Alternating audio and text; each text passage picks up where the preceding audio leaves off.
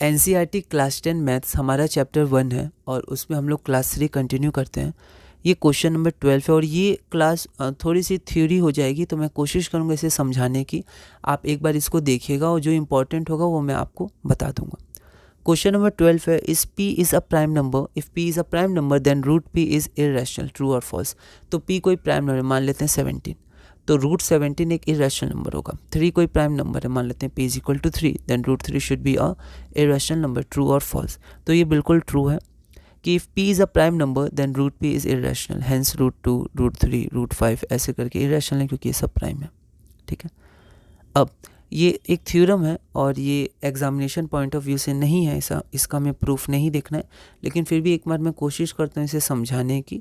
वैसे ये इम्पॉर्टेंट उतना नहीं है अभी के लिए। ये सब क्या होता है, मैथ्स की एक प्योर मैथमेटिक्स ब्रांच होती है, एक अप्लाइड मैथमेटिक्स होती है। जनरली अगर दो ब्रांच में हम लोग देखें तो प्योर मैथमेटिक्स में हम लोग generally proofs, theorems without practical, जो तुरंत प्रैक्टिकल एप्लीकेशन उसका हम लोग नहीं देखते हैं। अप्लाइड में ये यूज़ होता है, पर प्योर में हम लोग जनरली एक नंबर थ्योरी आती है प्योर मैथमेटिक्स में, जिसमें हम लोग ये सब चीज़ें देखते हैं, थ्योरम्स, डिविजिबिलिटी और भी कुछ। ठीक है, तो ये सब प्योर मैथमेटिक्स के पार्ट हैं। अगर आप मैथमेटिक्स को कोर लेते हैं, कोर सब्जेक्ट अपना, और अगर नहीं भी लेते हैं तब भी आपको पढ़ना पड़ेगा। पर जनरली अगर आप मैथमेटिक्स में जाते हैं 12th के बाद डिग्री ग्रेजुएशन के लिए, तो आपको नंबर थ्योरी पढ़नी होगी, ये सब बातें है ना।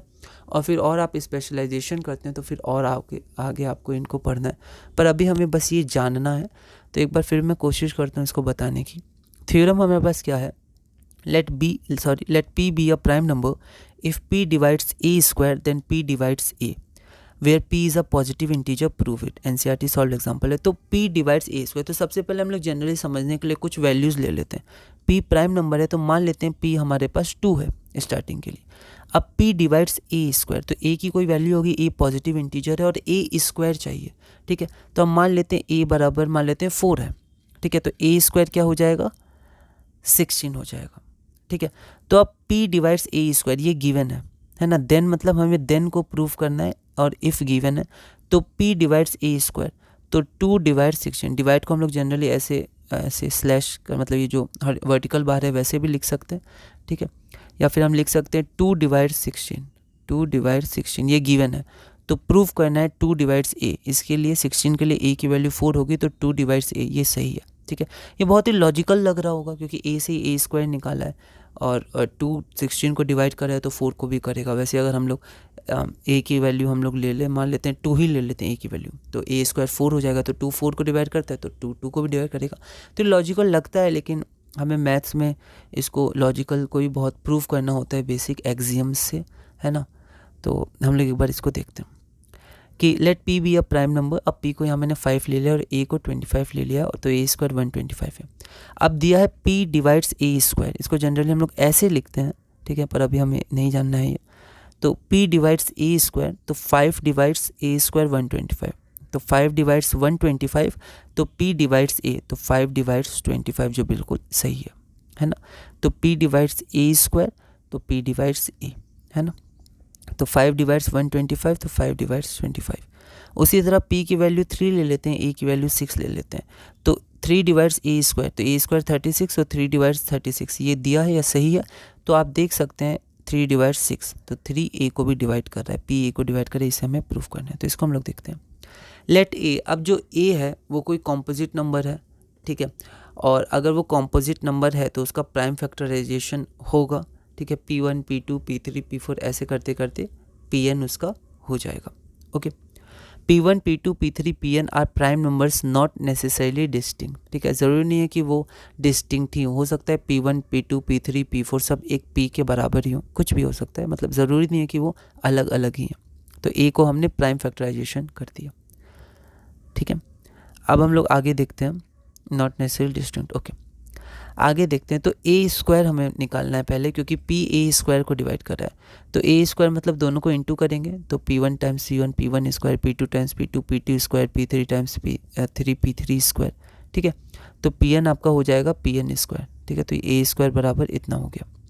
अब गिवन हमारे पास क्या है, p divides a square, hence p is one of the prime factors of a। अब a स्क्वायर है तो p कोई ना कोई होगा। क्यों होगा, क्योंकि p a स्क्वायर को डिवाइड कर रहा है, तो उसका एक फैक्टर p होना ही पड़ेगा। ठीक है, But using the uniqueness part of the fundamental theorem of arithmetic, we realize that the only prime factors of a square are p1, p2 and pn. p नहीं है. अब अगर देखिएगा तो a स्क्वायर किससे बना है? इन प्राइम फैक्टर से बना है ना. एक ही बार लेते हैं, ये तो यही वाले हैं, यही वाले तो एक ही बार ले रहे हैं. तो a स्क्वायर के प्राइम फैक्टर्स कौन है? p1, p2, p3, p4 है. p तो है नहीं, पर क्योंकि दिया है कि p भी डिवाइड करे a स्क्वायर को, तो मतलब इन सब में से कोई एक p होना पड़ेगा. ठीक है, क्योंकि फंडामेंटल थ्योरम ऑफ अरिथमेटिक कहता है कि अब इसके सिवा कोई भी प्राइम फैक्टर्स नहीं होंगे ए स्क्वायर के. ठीक है, पर क्वेश्चन में दिया है p डिवाइड कर रहे हैं ए स्क्वायर का, मतलब इनमें से p भी होना चाहिए. ठीक है, तो दोनों कॉन्ट्राडिक्ट कर रहे हैं. तो यहाँ देखते हैं कि by using the uniqueness part of the fundamental theorem of arithmetic we realise that the only prime factors of a square are p1, p2, p3 dot dot pn. ठीक है, और p भी होना चाहिए, इसका मतलब इन्हीं में से कोई एक p है ना. ऐसे हम लोग सॉल्व कर सकते हैं जो कॉन्ट्रडिक्शन हल्का सा आ रहा है. So p is one of the p1, p2, p3 dot dot dot pn. ठीक है, since a is equal to p1, p2, p3, pn. अब ये जो a स्क्वायर बना है वो किससे बना है? a से बना है ना. दो बार a को मल्टीप्लाई किया गया. ठीक है, तो a स्क्वायर का भी प्राइम फैक्टर्स क्या होगा? p1 स्क्वायर, p2 स्क्वायर, मतलब p1, क्योंकि p1 स्क्वायर p से ही बना है, p2 स्क्वायर p से ही बना है. तो पहले तो आप कह सकते हैं a स्क्वायर का प्राइम फैक्टर्स ये होंगे, पर एक्चुअली ये दोनों ये सब अपने अपने से ही बने हैं. 2 टाइम्स बस मल्टीप्लाई हुआ है p1, p2, p3 से. और a भी क्या है? a भी तो यही है, a भी तो p1, p2, p3 से ही बना है. अब क्योंकि p एक फैक्टर है a स्क्वायर का, ठीक है, मतलब p1, p2, p3 इन सब में से कोई एक फैक्टर p होगा. और एक्चुअली ये जो p1, p2, p3, p4 है वो a के भी फैक्टर्स हैं, तो मतलब a के फैक्टर्स में भी p को आना ही पड़ेगा. अब एक बार a के फैक्टर्स में p आ गया, मतलब p डिवाइड कर दिया a को, है ना.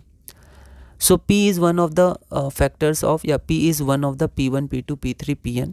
सिंस a भी तो यही है, p1, p2, p3, pn. ठीक है, ये मतलब ये फैक्टर्स a के भी हैं और इनमें से एक p भी है, and p is one of them, therefore p divides a. तो हमें पास ये था.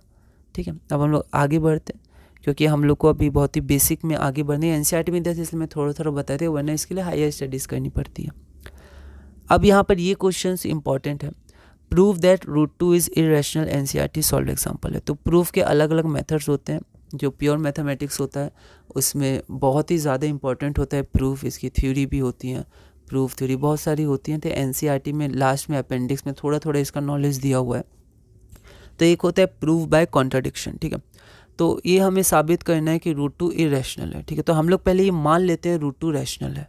ठीक है, तो पहले कॉन्ट्राडिक्शन जो है, जो गलत है, जो सही नहीं है, क्योंकि प्रूफ हमें ये नहीं करना है, तो हम लोग उसको मान लेते हैं, उसको बोलते हैं proof by contradiction. Let √2 is rational.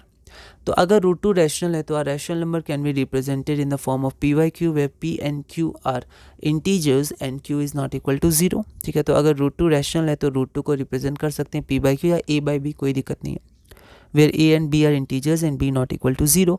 और हम मानते हैं a और b को प्राइम्स है, क्योंकि रैशनल नंबर्स के इक्विवेलेंट रैशनल नंबर्स होते हैं इनफाइनाइट. ठीक है, तो जनरली जब हम लोग रिप्रेजेंट करते हैं तो ये मान के चलते हैं इनका कोई भी कॉमन फैक्टर नहीं है other than 1, that is a and b are को प्राइम्स. ठीक है, a एंड b यहाँ हैव हो जाएगा, है ना, हैव प्लूरल हो जाएगा. a and b have no other common factors except 1. अब √2 is equal to a by b, that is b √2 is equal to, इसको इक्वेशन 1 मान लिया. इसको आप देखते जाइएगा. फिर हम लोग स्क्वायर करेंगे बोथ साइड, तो 2b square is equal to a square और a square is equal to 2 times b square.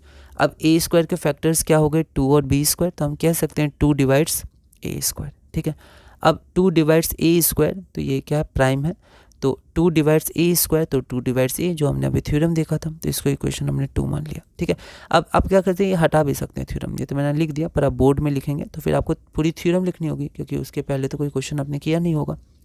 तो इसलिए आप डायरेक्ट इतने लिख सकते हैं, 2 divides a square, hence 2 divides a. इसको इक्वेशन 2 मान लिया मैंने. अब सिंस 2 डिवाइड्स a, तो a को डिवाइड करेगा तो हम लिख सकते हैं a is equal to 2 times कोई उसका नंबर. ठीक है, 2c ले लेते हैं, where c is an integer. तो अब a हमारे पास क्या है? 2c है. अब इक्वेशन 1 से अगर हम लोग देखें तो यहाँ a क्या है? b √2 है. तो यहाँ पर a की जगह b √2 लिख दिया, तो b √2 is equal to 2c. फिर से स्क्वायर करेंगे तो 2b square is equal to 4c square two two cancel होगा तो b square is equal to 2c², that is b square is equal to 2 times c square. अब b square के factors हैं 2 और सी स्क्वायर, मतलब हम लोग कह सकते हैं 2 डिवाइड्स बी स्क्वायर। और फिर से थ्योरम से अगर prime number p divides b square तो वो प्राइम नंबर b को भी डिवाइड करेगा, देयरफॉर 2 डिवाइड्स b। ठीक है, अब आप देखिए इक्वेशन 2 और 3 से, तो 2 हमारा क्या बोल रहा था, 2 डिवाइड्स a और 2 डिवाइड्स b, मतलब 2 जो है वो a और b का कॉमन फैक्टर हो गया, मतलब from 2 and 3 2 divides a and b। पर ऐसा हो नहीं सकता, ऐसा क्यों? ऐसा इसलिए क्योंकि हमने यहाँ पर को फैक्टर को प्राइम माना था, इनका कोई कॉमन फैक्टर हो नहीं सकता 1 के अलावा, और हमने ये अभी शो कर दिया कि इनका कॉमन फैक्टर्स 2 है।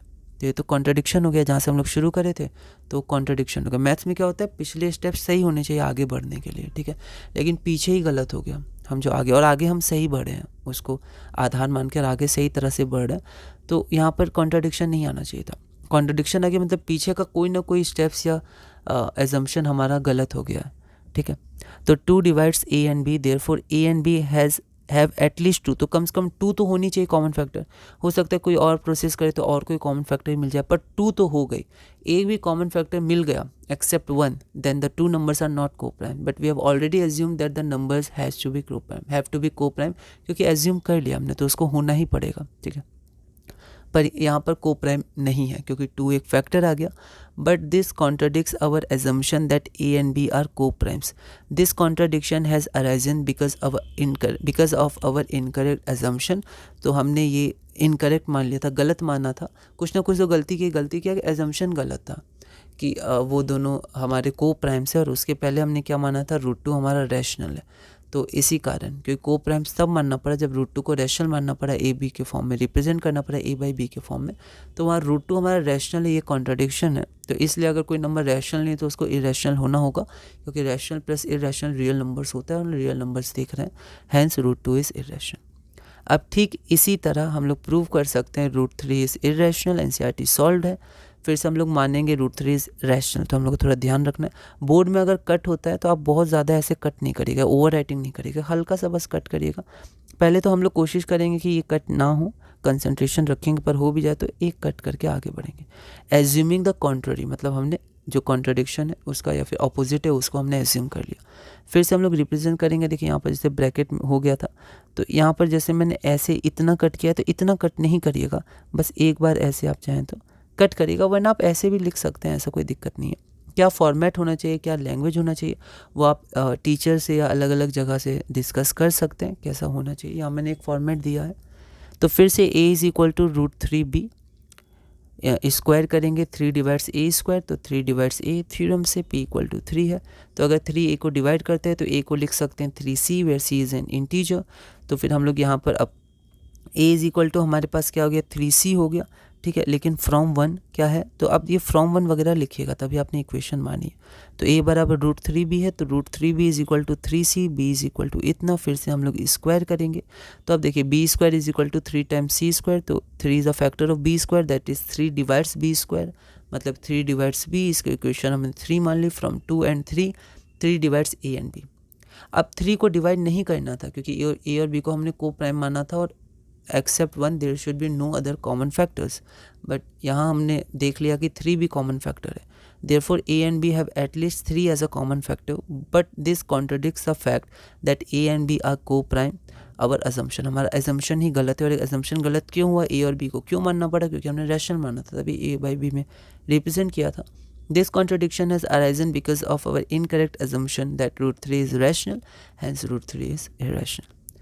तो ये हमारी क्लास 4 हम लोग अगली वीडियो में कंटिन्यू करेंगे। इसको आप थोड़ा खुद देखिएगा, खुद समय दीजिएगा आप, है ना, आप पढ़िएगा, ठीक है, अलग अलग जगह से आप पढ़ सकते हैं, नोट्स बना सकते हैं, पर आपको खुद भी समय देना होगा, जहाँ पर सिर्फ आपकी कॉपी, आपके पेन या बुक्स और बस, और कोई नहीं, बस आप खुद सोचिए, खुद एक बार करिए, फिर डाउट्स है उसको आप क्लियर करिए, आगे बढ़िए। तो आपको सेल्फ स्टडी का समय देना होगा, ठीक है, थोड़ा बहुत, ज़्यादा नहीं, थोड़ा सा, फिर आप आगे बढ़ सकते हैं। तो इस वीडियो में हमने क्वेश्चन नंबर 15 तक किया। अगली वीडियो में हम लोग क्वेश्चन नंबर 16 से कंटिन्यू करेंगे और धीरे धीरे अपने क्लास 10 मैथ्स चैप्टर 1 में आगे बढ़ेंगे।